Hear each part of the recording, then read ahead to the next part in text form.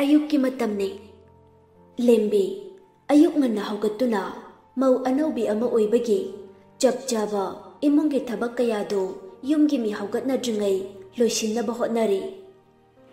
mahakna thabak loisinba loira fau imungi miyoi amata chet muk launadri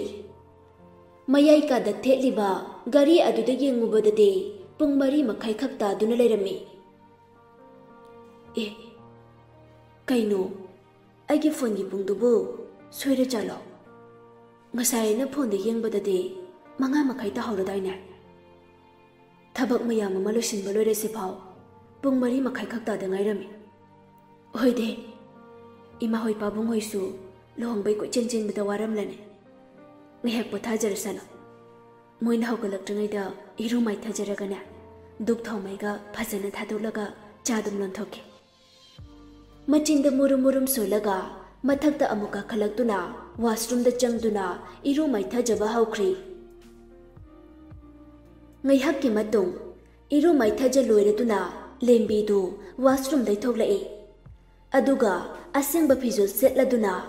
ayuki korobu thawai tana khoiram jare hairaga lembi magi kada changduna chandol machugi phanek phidu hongdoklaga chakhum da cha lole anaubi oiringai matam se lu charuba ipakta pakchaba iphada phajaba matamni iru jabage choli tawriba samlang do chakhum mangdade thadokpa tawhaidrabanina sambol oina komli pulli chengtak tawba khwangduda hangama pal machugi moirang phijin hatpe phanek na tangjari phanek tuga chanaba hangama pal machugi phi matek amana hakchang kupsin batanatana makok su haifit kupli ngaroi saban bungam jabe lembi gi sabani sana machu bungam jabe magi kuchududa mau anaubi ama oibagi phijolduna amukka henna lamnga na phajali chakhumangdu mitpum thak ek thakhali indu sumi kap tholaktuna thamung dei kum tharaktuna mogi kadagi tholakpani indu na tholakpada yumgi akoibada koirei leiduna yengi ka pumba taru tananna loisinduna leiramba duda angakpa phaujei makhut aniduna makhutu amuk noiduna yengi pantha bataudana mapanda amuk tholaktuna makhut anidu lonaduna mamit adu uisele hairaga ayuki korobu khoiram jabo loiraga mamitu tapna pangtholakpa matamda indugi mitphamdu sumang matonda duk thawmai kaliba duda hek mitpham thamlure indudi punganga khrabanido machinda tapna sole ainadi angang oiri pothaduna leisanu khalaga madi ngantana haugatuna imugi thabak singse loina loisinba loramledana duk thawmaiga se thaba loramlabaneba si mangaidana imau phangjabai nungai ba haibado machindu murum soladuna kitchen lomda changlai induna changlakpa matamda lembi du makokta hangama pan majugi phi aduna makoktu khumlaga isai ngangladuna cha londuna leirami aigi oidrabasu sangsar se nangi nungshibadi aigini aitagini aigi oidrabasu sangsar se nangi nungshibadi aigini aitagini indu nokfet tawba minok amaga loinana kitchen aduda jangsilaktuna dining table manaktai chair ama chingthoktuna git launa phamthai mamauna isaiga nganglaga monda nungaina leirambadu ubada nokfet tawraga hairakpani bema imaudi monda onthokna nungai khreda imaubu chalo lero khonjel adu tabuda lembi du khangboi lakpoi mamai du phat leithoklai manem indu phamlaga leirambadu ubada mathanta amuksu ikaijai manem induga michana basungamda mamai du makhada non thaduna leikhri lembi ne ikai badu induna khangladuna phagita thoklai इमौसिदी केमते हे इकाइगनु इमा होइसुने मतम अमदा यामना तौरखरजानी थवाइना पामजबा मागा नुंसी पंथोंग यौजबा कासे सेमुक नुंगाइबा लैतबने फरे फरे नंग चादो लोनबा लोइरगने मपानदा पुथोलो इमासु इसासे अमुक्ता सेंतोखिगे अदुगने नंगी ताजौदी चा थक्तबने मोइगी करी ब्लैक कॉफी हाइब्रा कैनो अदुसु विदाउट सुगर काइना यामना हाइबने मागिदो अदु ओइने हेक सेंबिरो सी हाइरमगा इंदुदु किचन अदुदै नखफे तौरगा थोख्रे इस अयुक्सिदा ngantana chopi he imana kaino khalam duisa aise ngarang ta yumsida lakpada ngairi bane ba aisa sono phajana chui khalamani as onthone kai khreda jaga puthoga thopungam do manchilaktremi ngai hakki matungda chalon ba loireduna tray amada cha cup ani hapaga mapanda puthoktuna thoglai mangonda biren amade indo famduna wari sanaduna leirambani lembidu ikai ikai tapna jangsinduna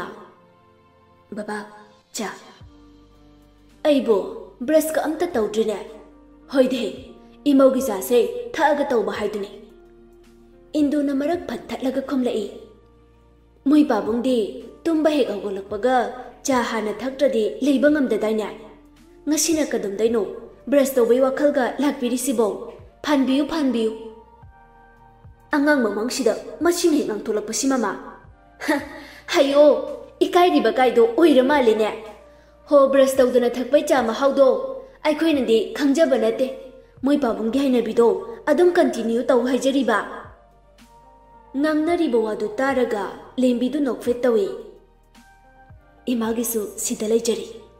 Thamo thamo. Adu nangisu putholo udana. इमागा पुन्ना थकमिन्नरसे इमा एदी चा थकती अदुदे संगोमना कैनोम सेमगा थौदना इमा आइगिदी यारनी लेम्बीदु ममाई फट लेथोगा इमुंगदा जंगे तौबगा बिरेना इबेमा इबुंगोदु होगलदे मपांदा मुक्ता थोलो हाइरम इपागने worry खरा सानादौबले होय बाबा सी हाइरमगा लेम्बीदु इमुंगदा जंख्री चा cup अदु थांगतुना अमुक अनिरक चिंगलबा मतुंग बिरेना हाइरकपनी इमौसे याहौबो ओंथोकना ngनख्रेदा कैदौबै ngन हाउगलिनो नुंगाइना तुमगा लेथोकिदे हाइदेने निंगथम थागोइरे मसा अमुक नारक्तनाने इ नमौसे याम नुंसिखिबै वानिने नुंसिरदि कैनो इमौसे युम मसिगी लक्ष्मीने अदुना नुंसिरिबा अदु ओइरगना moi babungna hayengdai nganta hawgalaga imungi thabak mayamse luisinbiro ontho idago mama nangse aine imose angang su oiri sum nuksibai haibani na kaida do hek nusiraktaba aikhoidi imau ka se kemta nusidabadu mangaire mama nang hanu thangda cheichani ko aidane waham ta ngangjararoi imungdana tajo hawgalo haibani Tompoktu nungaina tumduna leibana lembina kauribadu taramde lembidi sauningbana loire tompokki masa nomduna amuk haudoi adusu tade tajo nangise tana tasinadira phai khangni bangasidi tompokki manakong mayada lembigi chinbaldu thangjinduna khanglaw lawshili ho tajo handak mukti tompoktu khangboi lakpoi phok hogalaga Beb, kana sirhebano Limbina I Mangwai kaywe haidok lubado Haujik ti gyan tara e Manak ta lembi pham leirambado Munna yung laga Beb, kina nang torusya Kay ne kay Mi haudok pa bo adumay na haudok na bro Tajawdi ay na haudok pa taso tadana Adoysu adumay na haudok na bro ba Yari hanu ba may bomba sasat hawgalo Babana wari sana daw lay hayo bane makada kumo ay chaw thongu kige si hairaduna lembi do phat lay thoga chetke tawbada tompok na lembi ki khudang do tap phai aduga manak ta khangching ching sili lembi do pakhat poi lak poi ima injabo haina khanglaw law thok loi tompok na lembi ki chinbal do makutuna phat men chili सोनो यंगा कगिनो अदु कन्ना लाउरिदबो इमा होई तारनीने लेंबी की मखुट अदुना तोंपो की मखुट अदु फटकन थई अदुगा मचिंदु पैथोगा हाइरकपनी कगिनो अदु याम खलिदबो इतुदा खजबा नथौरेबो अच्छा इखयम खंगी मसी हनुबो माय पोंबसे से खुची थादो ऐसे इरुजबो लोइरबने ताचौना मो मांगथोपिदोरे करे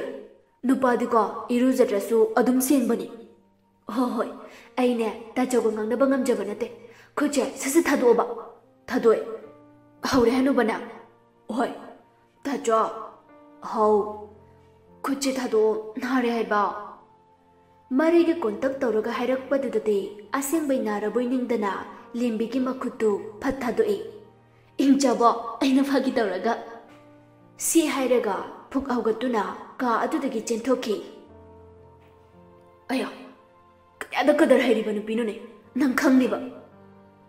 थोंजिन मपानदै लेंबीदु अमुक ममै ओनसिलागा ने ममितु अरैबा मखै लाउथोगा लक्नरमगा चटख्री लेंबीगी मतौ अदुदा तोंपोक्ते नोअगा लेहावी नुंगथिलगी मतमने फोनदा लेंबीना इचे नोइसु लाउतु नट्रो लंगलेना लानो हाइरो लाउत्रदि आइना कदौगेमो ngarangsu ningthina wari sanabasu phangkidre aduna ngasidi kharangana laoba aidila roge khalamine ado nangbu mawanu bi ibudubu hainabra gyan ta banate da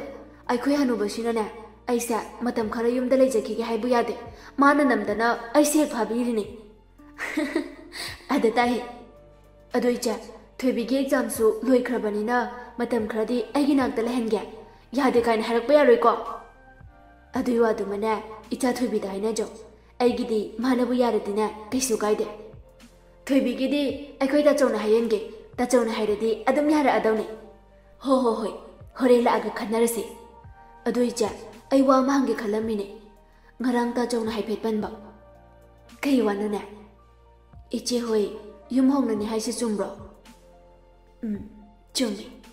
आइना हन्ना लेरंबा युमदो अदुदो ओइना होंगलने मतम अमदा लेकाइगी मीसिंग अदुना अइबुलाना उबिकिबसिंगदो मफम अदुदा लेरगा परा अमदा मिगे दौने कोका ngaujaida कोका ngauबिरनो खे फरेसे अदुइचा खरंगना लाउको होरेलागा वारी मुसानरसेबा आई थबकी तलोशिलुखिगे हो होय लोसिनजरु आइसु लाकनबा लोसिनबा तौरगे फोन थमक्रबा मतुंग लेंबीगी फोनदा नंबर सेव तौदबा मना कॉल तौशिलए लेंबी ngaiहक वखल खंजनदुना ले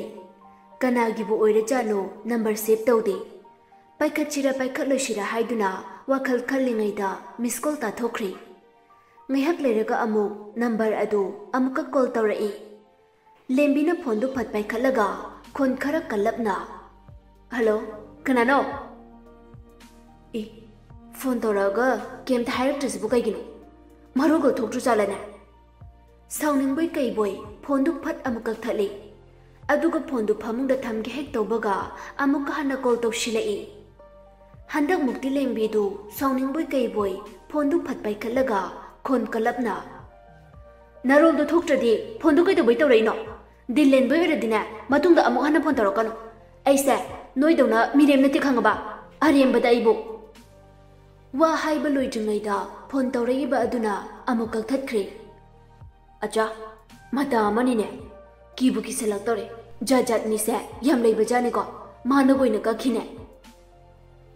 इबे मलेंबिसना नंगबु तारिब्रो मखादा मुक्ता कुमलाउने मखादा इंदुना कौरकपने लेंबिसु मनेमना कौबदु तारदुना खुमलाए तारिमा कुमागे फोनदु फमुंगदा थमलमगा लेंबिदु मखादा कुमलाए इमा कैलेरेगे होरेन मिला पैचाना बसे सिल्लिब खरेसिना यारद्रा अमुक्ता यंगुने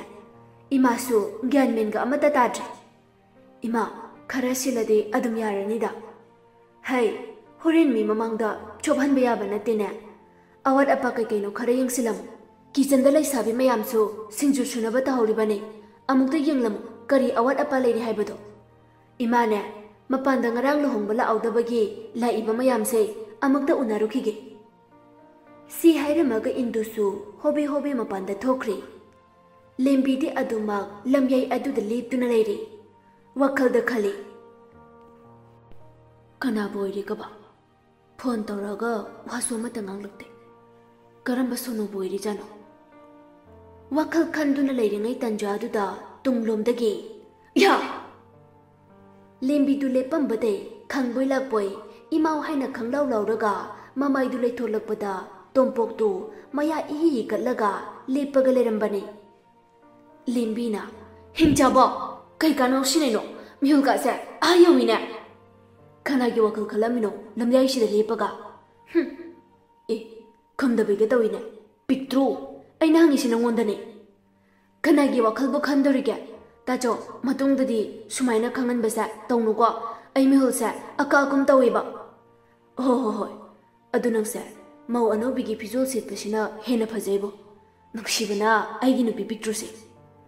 ꯁꯤ ꯍꯥꯏꯔꯒ ꯂꯦꯝꯕꯤꯒꯤ ꯅꯥꯇꯣꯟꯗꯨ ꯁꯤꯛꯏ꯫ ꯅꯥꯏ ꯍꯥꯏꯕꯅꯦ ꯇꯥꯆꯧ꯫ ꯑꯁꯦꯡꯕꯩ ꯅꯥꯕ꯭ꯔꯣ? ꯉꯥꯎꯁꯤꯟꯅꯅꯨ, ꯃꯤ ꯆꯪꯂꯛꯑꯗꯤ ꯆꯣꯞꯆꯅꯤ꯫ ꯆꯠꯂꯣ, ꯀꯗꯥꯏꯗꯅꯣꯃ ꯂꯩꯔꯨꯆꯣ꯫ ꯉꯥꯏꯍꯥꯛ ꯂꯩꯔꯗꯤ ꯃꯤ ꯂꯥꯛꯅꯔꯗꯤ ꯏꯀꯥꯏꯗ ꯇꯧꯅꯨ꯫ ꯑꯦ, ꯃꯥꯏ ꯅꯨꯄꯥꯁꯦ ꯍꯦꯛꯇ ꯇꯥꯜꯂꯤꯅꯦ꯫ ꯇꯥꯟꯕꯩ ꯅꯠꯇꯦꯕ, ꯍꯣꯔꯦꯟ ꯑꯩꯈꯣꯏꯔꯣꯝꯒꯤ ꯃꯤ ꯂꯥꯛꯄꯗꯣ ꯇꯥꯆꯧ ꯏꯀꯥꯏꯔꯣꯏꯗ꯭ꯔꯣ? ꯅꯪ ꯅꯨꯄꯥꯁꯦ ꯉꯥꯏꯍꯥꯛꯇ ꯐꯥꯎ ꯅꯅꯥꯛꯇ ꯂꯩꯍꯟꯅꯤꯡꯗꯕꯩ ꯋꯥꯅꯤꯅꯦ꯫ ꯐꯩ, ꯁꯨꯡꯂꯩ ꯍꯦꯛ ꯂꯩꯕꯤꯔꯣꯏ꯫ ꯑꯆꯥ, ꯌꯥꯝ ꯄꯛꯇꯤꯌꯦ꯫ ꯕꯦꯝ, ꯑꯩ ꯁꯥꯎꯔꯛꯑꯣꯔꯥ? ꯀꯩꯗꯧꯕꯩ ꯁꯥꯎꯗꯣꯏꯅꯣ? ꯃꯔꯝ ꯁꯨꯡꯂꯩ ꯂꯩꯇ꯭ꯔꯁꯨ ꯍꯦꯛꯇ ꯁꯥꯎꯅꯕ꯭ꯔꯣ? ꯃꯔꯝ ꯂꯩꯕꯩꯅꯤ ꯑꯩꯅ ꯁꯥꯎꯗꯣꯏꯁꯦ꯫ ꯑꯁ, ꯇꯥꯆꯧ, ꯅꯪꯁꯦ ꯑꯉꯥꯡ ꯃꯆꯥꯒ ꯆꯞ ꯃꯥꯟꯅꯩꯍꯦ꯫ ꯇꯥꯆꯧꯒ ꯋꯥꯔꯤ ꯁꯥꯔꯤꯉꯩ ꯃꯇꯝꯁꯦ ꯑꯥ ꯌꯧꯈ꯭ꯔꯦ꯫ ꯑꯩꯗ ꯆꯠꯆꯍꯧꯔꯒꯦ꯫ ꯐꯔꯦ, ꯑꯩꯁꯨ ꯊꯦꯕꯣꯏꯗ ꯋꯥꯊꯤ ꯉꯥꯡꯅꯔꯨꯈꯤꯒꯦ꯫ ꯍꯣꯔꯦꯟ ꯅꯣꯏ ꯃꯃꯥ ꯍꯣꯏ ꯍꯟꯈ꯭ꯔꯀꯥꯟꯗ ꯐꯣꯟ ꯇꯧꯔꯛꯎꯀꯣ꯫ ꯍꯣꯏ, ꯃꯣꯏ ꯍꯟꯅꯨꯕ꯫ ꯁꯤ ꯍꯥꯏꯔꯝꯃꯒ ꯅꯣꯛꯐꯦꯠ ꯇꯧꯔꯝꯃꯒ ꯐꯦꯠ ꯂꯩꯊꯣꯛꯇꯨꯅ ꯀꯤꯆꯟ ꯇꯝꯅ ꯆꯪꯈ꯭ꯔꯤ꯫ ꯂꯦꯝꯕꯤꯅ ꯆꯠꯈꯤꯕꯗꯨ ꯇꯣꯝꯄꯣꯛꯁꯨ ꯂꯦꯞꯄꯒ ꯅꯣꯛꯐꯦꯠ ꯇꯧꯔꯒ ꯌꯦꯡꯂꯒ ꯂꯩꯍꯧꯏ꯫ ꯁꯣꯝꯗꯅ ꯂꯪꯂꯦꯟꯅ, ꯏꯃꯥ, ꯅꯨꯡꯊꯤꯜꯒꯤ ꯒꯨꯂꯤ ꯆꯥꯕꯩ ꯃꯇꯝ ꯌꯧꯔꯦ꯫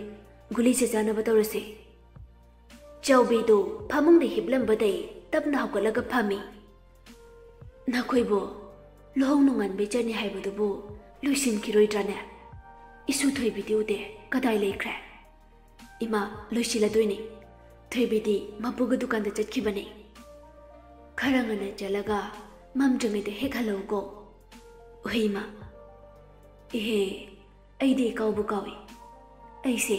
ꯉꯔꯥꯡꯗꯩꯅꯤ ꯋꯥ ꯑꯃꯠꯇ ꯅꯉꯣꯟꯗ ꯍꯪꯒꯦ ꯇꯧꯕꯅꯤ, ꯍꯦꯛꯇ ꯀꯥꯎꯗꯨꯅ ꯂꯩꯔꯦ꯫ ꯏꯃꯥ, ꯀꯩ ꯋꯥꯅꯣ? ꯅꯪ ꯄꯥꯕꯨꯡꯅ ꯍꯥꯏꯔꯤꯁꯤꯕꯨ ꯆꯨꯝꯂꯤꯕ꯭ꯔꯣ? ꯑꯩꯈꯣꯏꯕꯨ ꯌꯨꯝꯁꯤ ꯊꯥꯗꯣꯛꯑꯒ ꯑꯇꯣꯞꯄ ꯃꯐꯝ ꯑꯃꯗ ꯍꯣꯡꯉꯅꯤ ꯍꯥꯏꯁꯤꯕꯣ? ꯆꯨꯝꯃꯤ ꯏꯃꯥ꯫ ꯕꯕꯥꯅꯁꯨ ꯋꯥꯐꯝꯁꯤ ꯌꯥꯔꯕꯅꯤ꯫ ꯂꯥꯛꯂꯤꯕ ꯏꯔꯥꯏ ꯅꯨꯃꯤꯠꯁꯤꯗ ꯍꯣꯡꯕ ꯇꯥꯔꯦ꯫ ꯁꯤꯗ ꯁꯨꯝ ꯂꯩꯕꯗ ꯀꯔꯤ ꯑꯀꯥꯏꯕ ꯂꯩꯕꯒꯦ? ꯏꯃꯥ, ꯑꯩꯒꯤꯗꯤ ꯑꯀꯥꯏꯕ ꯑꯃꯠꯇ ꯂꯩꯖꯗꯦ꯫ ꯑꯗꯨꯕꯨ ꯇꯥꯃꯣꯅ ꯋꯥꯈꯜ ꯑꯃ ꯈꯟꯖꯕ ꯃꯥꯜꯂꯤ꯫ ꯍꯧꯖꯤꯛ ꯑꯩꯈꯣꯏꯅ ꯂꯩꯔꯤꯕ ꯃꯐꯝꯁꯦ ꯀꯅꯥ ꯂꯩꯖꯗ꯭ꯔꯕ ꯑꯍꯜ ꯑꯣꯏꯔꯕ ꯀꯌꯥ, ꯃꯆꯥ ꯃꯃꯧꯅ ꯏꯟꯊꯣꯛꯄꯤꯔꯕ ꯀꯌꯥꯒꯤ ꯍꯣꯝ ꯑꯃ ꯂꯤꯡꯈꯠꯄ ꯄꯥꯝꯕ꯫ ꯑꯗꯨꯅ ꯃꯐꯝꯁꯤꯅ ꯈꯤꯇꯪ ꯁꯥꯐꯒꯗ꯭ꯔꯥ ꯈꯟꯕꯩꯅꯤ꯫ ꯍꯣꯝ ꯑꯃ ꯂꯤꯡꯈꯠꯄ ꯍꯥꯏꯕꯁꯦ ꯑꯔꯥꯏꯕ ꯊꯕꯛꯇꯤ ꯅꯠꯇꯦ꯫ ꯃꯥꯅ ꯐꯪꯂꯤꯕ ꯇꯣꯂꯣꯞꯁꯤꯅꯕꯨ ꯃꯗꯨ ꯑꯣꯏꯊꯣꯛꯄ ꯉꯝꯒꯗ꯭ꯔꯥꯅꯦ? ꯑꯩ ꯂꯥꯌꯦꯡꯅꯕ ꯍꯣꯠꯅꯕꯗꯁꯨ ꯄꯩꯁꯥ ꯃꯌꯥꯝ ꯑꯃ ꯆꯪꯈ꯭ꯔꯦ꯫ ꯏꯃꯥ, ꯑꯗꯨꯒꯤꯗꯃꯛꯇꯤ ꯇꯥꯃꯣ ꯏꯕꯥꯅꯤꯅ ꯁꯤꯟꯕ ꯄꯨꯝꯅꯃꯛ ꯂꯣꯏꯖꯔꯦ꯫ ꯇꯥꯃꯣ ꯇꯣꯝꯄꯣꯛꯅꯁꯨ ꯑꯉꯝꯕ ꯃꯇꯦꯡ ꯄꯥꯡꯕꯤꯔꯛꯀꯦ ꯍꯥꯏꯕꯤꯔꯛꯏ꯫ ꯀꯔꯝꯕ ꯃꯇꯝꯗꯅꯣ ꯑꯩꯈꯣꯏꯅ ꯏꯕꯨꯡꯉꯣ ꯇꯣꯝꯄꯣꯛꯀꯤ ꯂꯃꯟ ꯁꯤꯡꯕ ꯉꯝꯗꯣꯏꯁꯤꯕꯣ? ꯃꯍꯥꯛꯄꯨ ꯃꯇꯝ ꯄꯪꯕꯗ ꯃꯤꯔꯥꯏꯒꯅꯨꯀꯣ꯫ ꯃꯍꯥꯛꯇꯤ ꯑꯩꯈꯣꯏꯒꯤꯗꯃꯛ ꯏꯁꯣꯔꯅ ꯊꯥꯕꯤꯔꯛꯄ ꯃꯤꯁꯛꯅꯤ꯫ ꯏꯕꯨꯡꯉꯣ ꯇꯣꯝꯄꯣꯛ ꯂꯩꯔꯝꯕꯩꯅꯤ ꯉꯁꯤ ꯑꯩꯈꯣꯏꯅ ꯍꯤꯡꯕ ꯉꯝꯂꯤꯕꯁꯦ꯫ ꯏꯃꯥ, ꯅꯃꯧꯅ ꯃꯇꯝ ꯄꯨꯝꯕꯗ ꯀꯥꯎꯖꯔꯦ꯫ ꯅꯣꯡꯃ ꯅꯠꯇ꯭ꯔꯒ ꯅꯣꯡꯃꯗꯤ ꯇꯥꯃꯣ ꯇꯣꯝꯄꯣꯛꯀꯤ ꯃꯇꯦꯡ ꯁꯣꯏꯗꯅ ꯄꯥꯡꯈꯤꯒꯅꯤ꯫ ꯑꯩꯒ ꯇꯥꯃꯣꯒꯅ ꯋꯥꯐꯝꯁꯦ ꯍꯧꯗꯣꯛꯎꯕ ꯃꯇꯝꯗꯁꯨ ꯇꯥꯃꯣ ꯇꯣꯝꯄꯣꯛꯅ ꯍꯔꯥꯎ ꯍꯔꯥꯎꯅ ꯃꯇꯦꯡ ꯄꯥꯡꯒꯦ ꯍꯥꯏꯕꯤꯔꯛꯄꯅꯤ꯫ ꯐꯔꯦ, ꯅꯣꯏꯅ ꯐꯩ ꯈꯟꯕꯗꯣ ꯑꯗꯨꯝ ꯇꯧꯔꯣ꯫ ꯏꯃꯥꯒꯤꯗꯤ ꯏꯌꯥꯗ ꯌꯥꯔꯦ꯫ ꯑꯁꯨꯝꯅ ꯋꯥꯔꯤ ꯋꯥꯇꯥꯏ ꯉꯥꯏꯍꯥꯛ ꯁꯥꯟꯅꯔꯕ ꯃꯇꯨꯡ ꯃꯅꯦꯝꯒꯤ ꯒꯨꯂꯤ ꯄꯤꯖꯔꯝꯂꯒ ꯂꯥꯡꯂꯦꯟꯁꯨ ꯂꯦꯝꯕꯤ ꯍꯣꯏꯗ ꯆꯠꯅꯕ ꯂꯣꯏꯁꯤꯜꯂꯨꯅꯕ ꯍꯥꯏꯗꯨꯅ ꯀꯥꯗꯨꯗꯩ ꯊꯣꯛꯂꯛꯏ꯫ ꯂꯥꯡꯂꯦꯟ ꯊꯣꯛꯈ꯭ꯔꯕ ꯃꯇꯨꯡ ꯆꯥꯎꯕꯤꯅ ꯃꯕꯨꯛꯇ ꯈꯜꯂꯤ, ꯑꯩꯒꯤ ꯏꯃꯧꯁꯦ ꯀꯌꯥꯗ ꯐꯔꯤꯕꯅꯣ? ꯃꯇꯝ ꯑꯃꯗ ꯑꯩꯅ ꯑꯣꯠ ꯅꯩꯕꯤꯈꯤꯕ ꯃꯌꯥꯝꯗꯣ ꯈꯜꯂꯨꯔꯒ ꯉꯁꯤꯗꯤ ꯏꯁꯥ ꯏꯊꯟꯇ ꯏꯀꯥꯏꯕ ꯐꯥꯎꯔꯛꯂꯦ꯫ ꯏꯆꯤꯜ ꯑꯁꯤꯅ ꯉꯁꯤ ꯐꯥꯎ ꯏꯃꯧꯒꯤ ꯃꯐꯝꯗ ꯉꯥꯛꯄꯤꯌꯨ ꯍꯥꯏꯖꯕ ꯐꯥꯎ ꯉꯝꯗ꯭ꯔꯤ꯫ ꯃꯍꯥꯛꯅꯗꯤ ꯑꯩꯕꯨ ꯑꯄꯣꯛꯄꯤ ꯃꯃꯥ ꯑꯃꯒꯨꯝ ꯀꯌꯥꯗ ꯂꯨꯅ ꯈꯟꯖꯔꯤꯕ꯫ ꯑꯩꯅꯗꯤ ꯃꯍꯥꯛꯄꯨ ꯃꯇꯝ ꯑꯃꯗ ꯀꯌꯥꯗ ꯊꯤꯇ-ꯑꯣꯏꯅ ꯇꯧꯕꯤꯈꯤꯕ꯫ ꯄꯨꯝꯅꯃꯛꯁꯦ ꯑꯩꯅ ꯋꯥꯈꯜ ꯊꯦꯟꯕꯤ ꯃꯅꯦꯝ ꯑꯃ ꯑꯣꯏꯔꯨꯕꯗꯒꯤ ꯊꯣꯛꯈꯤꯕ ꯉꯥꯛꯇꯅꯤ꯫ ꯑꯩꯕꯨ ꯋꯥꯈꯜ ꯇꯥꯗꯕ ꯃꯤꯁꯤꯕꯨ ꯃꯐꯝ ꯀꯩꯗ ꯂꯩꯔꯝꯒꯅꯤ? ꯃꯇꯝ ꯑꯃꯗ ꯑꯩꯅ ꯏꯃꯧꯒꯤ ꯃꯐꯝꯗ ꯑꯣꯠ ꯅꯩꯈ꯭ꯔꯕꯁꯨ ꯂꯦꯝꯍꯧꯔꯤꯕ ꯄꯨꯟꯁꯤ ꯈꯔ ꯑꯁꯤꯗ ꯏꯃꯧ ꯑꯁꯤꯒꯤꯗꯃꯛ ꯃꯇꯤꯛ ꯆꯥꯕ ꯃꯅꯦꯝ ꯑꯃ ꯍꯥꯏꯕꯗꯣ ꯑꯣꯏꯕ ꯉꯝꯅꯕ ꯍꯣꯠꯅꯒꯅꯤ꯫ ꯃꯍꯥꯛ ꯂꯩꯔꯝꯕꯅ ꯉꯁꯤꯗꯤ ꯏꯃꯨꯡ ꯑꯁꯦ ꯁꯥꯟꯇꯤ ꯑꯣꯏꯅ ꯏꯪꯅ ꯆꯤꯛꯅ ꯄꯥꯟꯕ ꯉꯝꯖꯔꯤꯕꯅꯤ꯫ ꯑꯩꯒꯤ ꯏꯃꯧꯗꯤ ꯃꯥꯂꯦꯝ ꯑꯁꯤꯗ ꯑꯇꯥꯡꯕꯤꯅꯤ꯫ ꯇꯟꯖꯥ ꯑꯗꯨꯗ ꯃꯥꯒꯤ ꯅꯨꯄꯥ ꯇꯣꯃꯥꯜ ꯆꯪꯂꯛꯏ꯫ ꯀꯩꯗꯧꯔꯦ? ꯑꯃꯨꯛ ꯀꯞꯇꯨꯅ ꯂꯩꯔꯕꯗꯤ? ꯅꯁꯥꯗꯣ ꯈꯔ ꯐꯒꯠꯂꯛꯄꯗ ꯉꯥꯏꯔꯤ꯫ ꯑꯋꯥꯕ ꯋꯥꯈꯜꯗꯣ ꯁꯨꯝ ꯈꯟꯖꯤꯟꯗꯨꯅ ꯂꯩꯔꯕꯗꯤ ꯅꯁꯥꯗꯣ ꯀꯃꯥꯏꯅ ꯐꯒꯅꯤ? ꯃꯣꯏ ꯄꯥꯕꯨꯡ, ꯑꯩ ꯉꯁꯤꯗꯤ ꯌꯥꯝꯅ ꯅꯤꯡꯉꯝꯂꯛꯇ꯭ꯔꯦ꯫ ꯑꯗꯨꯕꯨ ꯀꯩꯗꯧꯔꯒꯦ ꯍꯥꯏꯕꯅꯤ ꯃꯃꯥ ꯅꯪꯕꯣ? ꯏꯃꯧꯒꯤ ꯃꯐꯝꯗ ꯑꯩꯅ ꯑꯣꯠ ꯅꯩꯕꯤꯈꯤꯕ ꯃꯌꯥꯝꯗꯣ ꯈꯜꯂꯨꯔꯒ ꯉꯁꯤꯗꯤ ꯊꯃꯣꯏ ꯂꯥꯏꯃꯟ ꯑꯣꯏꯔꯤ꯫ ꯏꯆꯤꯟ ꯏꯆꯤꯅ ꯏꯃꯧ ꯂꯥꯡꯂꯦꯟꯒꯤ ꯃꯐꯝꯗ ꯂꯥꯜꯂꯦ ꯍꯥꯏꯕ ꯐꯥꯎ ꯉꯝꯖꯗꯦ꯫ ꯑꯩꯃꯨꯛ ꯇꯣꯟꯕꯤ ꯃꯅꯦꯝꯁꯤꯕꯨ ꯃꯐꯝ ꯀꯩꯗ ꯂꯩꯔꯝꯒꯅꯤ? ꯍꯧꯖꯤꯛꯇꯤ ꯃꯗꯨ ꯄꯨꯝꯅꯃꯛ ꯍꯧꯈ꯭ꯔꯦ꯫ ꯄꯨꯝꯅꯃꯛ ꯀꯥꯎꯊꯣꯛꯄ ꯇꯝꯂꯣꯅꯦ ꯃꯃꯥ ꯅꯪꯕꯣ꯫ ꯃꯤꯑꯣꯏꯕ ꯑꯩꯈꯣꯏꯒꯤ ꯃꯄꯣꯛꯁꯦ ꯂꯥꯟꯗꯕ ꯉꯝꯕ ꯀꯅꯥꯕꯨ ꯂꯩꯕꯒꯦ? ꯅꯠꯇꯕ ꯋꯥꯈꯜ ꯈꯟꯒꯅꯨ꯫ ꯉꯥꯏꯍꯥꯛ ꯄꯣꯊꯥꯅꯕ ꯇꯧꯁꯤ꯫ ꯅꯁꯥꯗꯣ ꯑꯃꯨꯛ ꯁꯣꯛꯆꯤꯜꯂꯛꯀꯅꯤ꯫ ꯁꯤ ꯍꯥꯏꯔꯒ ꯇꯣꯃꯥꯜꯅ ꯃꯥꯒꯤ ꯅꯨꯄꯤ ꯆꯥꯎꯕꯤꯕꯨ ꯐꯃꯨꯡꯗ ꯍꯤꯞꯍꯟꯗꯨꯅ ꯄꯣꯊꯥꯍꯜꯂꯤ꯫